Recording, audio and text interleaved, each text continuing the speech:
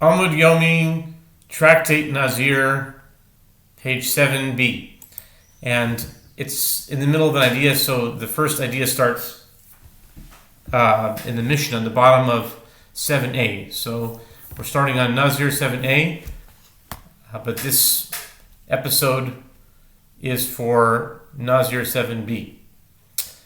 Starting with the Mishnah on the bottom of Nazir 7a, the Mishnah says, Hareini Nazir Yom Echad, Hareini Nazir V'Sha Achas, Hareini Nazir Achas Umechza, Hareze Nazir Shtayim.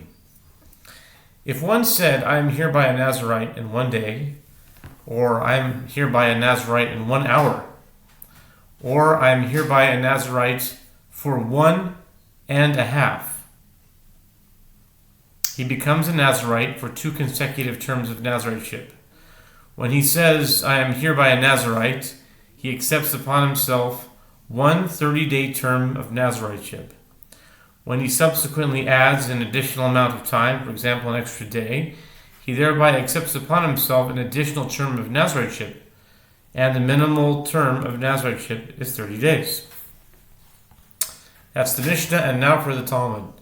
Zog de Gemara, lama li lemisni kol hani tzrichi. V'yitzan hareini nazir b'echad, hacha, hu damrina nei naziras yom echad. Amtu lachi kamani tartin, aval hareini nazir v'sha achas, limni shloishim, v'echad yom kamash v'lam. Gemara asks, why do I need the Mishnah to teach all these cases rather than giving just one example of the Mishnah's principle? The Gemara explains all the cases are necessary.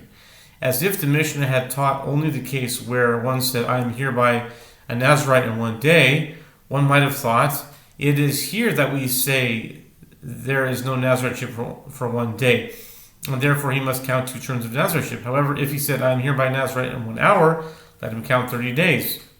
The Mishnah therefore teaches us that even in this latter case, he must keep 2 terms of Naziriteship.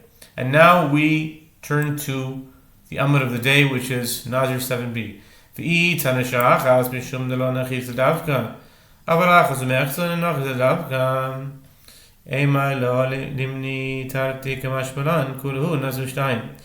if the Mishnah taught only the case where one said, I am hereby a Nazirite in 1 hour, one might have said that he is obligated in 2 periods of Naziriteship because he did not go into specific detail.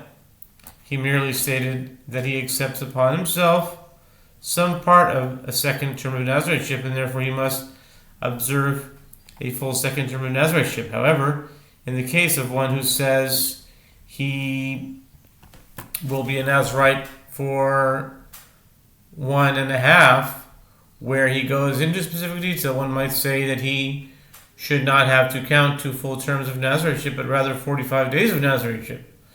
The Mishnah therefore teaches us that in all these cases, he is a Nazirite for 2 full terms of Naziriteship. And that's the Talmud. Now we start a new Mishnah. Zog the Mishnah, Hareini Nazir Shloshim Yom V'Sha Achas, Nazir Shloshim Yom, Nazir Shloshim Yom Echad, She'ein Naziris HaShois. One who says, I am hereby a Nazirite for 30 days and 1 hour, becomes a Nazirite for 31 days. 31. Yesterday was May 31st. Wow, it's amazing. One who says, I am hereby a Nazirite for 30 days and 1 hour, becomes a Nazirite for 31 days. As there is no Naziriteship for hours, but only for full days. Zog de Gemara, Omer Rav. לא ישון אלא דמה 30 יום אחד, אבל אמר 30 יום אחד, Nazir Shtayim. Rav said they taught that he is a Nazirite for 31 days, only when he said 31 days.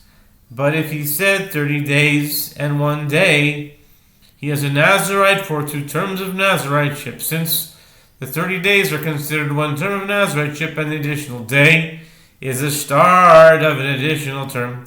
Rav Sabalak Rabbi Akiva Didarish Lishna Yetero. The Gemara comments, in this regard, Rav holds in accordance with the opinion of Rabbi Akiva, who derives meaning from superfluous language, Rabbi Akiva believes that if one uses unnecessary words, it is inferred that he intended to add something. In this case, since the individual said 30 days and 1 day, without combining them into an amount, he intended to accept an additional term of Nazirite. It's none. Lo yesabor v'lo yesadus. Af al pi shekasav lo yunka veruma v'tzorich likach lo yiderech divrei Rabbi Akiva. As we learned in the mission, Baba Basra 64a, according to Rabbi Akiva, if one sold his house to another without specification, he has sold neither the pit nor the cistern with it, although he wrote to him in the amount in the document of sale, with its depth and its height. This is because anything that is not part of the house, for example, pits and cisterns, must be explicitly mentioned in the contract, and the seller must purchase a path through the property he sold along with the house in order to reach the pit or cistern that he kept for himself. This is the statement of Rabbi Akiva. Ein tzorich likach lo yiderech וmoide Rabbi בזמן שמלוא חוץ מאלו שאין tzorich likach lo yiderech. And the rabbis say he does not need to purchase a path, as it is assumed that just as he maintained his rights to the pit or cistern, he also maintained the right to walk through the rest of the property in order to access the pit or cistern.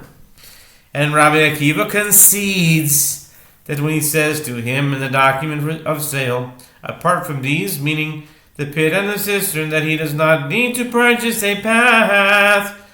And Rabbi Akiva's reasoning is this: since the seller unnecessarily stressed that the pit and cistern are not included in the sale, he must have intended to thereby reserve for himself the right of access. This proves that, according to Rabbi Akiva, if one adds a superfluous clause, he must have had a specific meaning in mind, and something must be derived from his statement. Rav follows a similar line of reasoning with regard to the case of a Nazirite.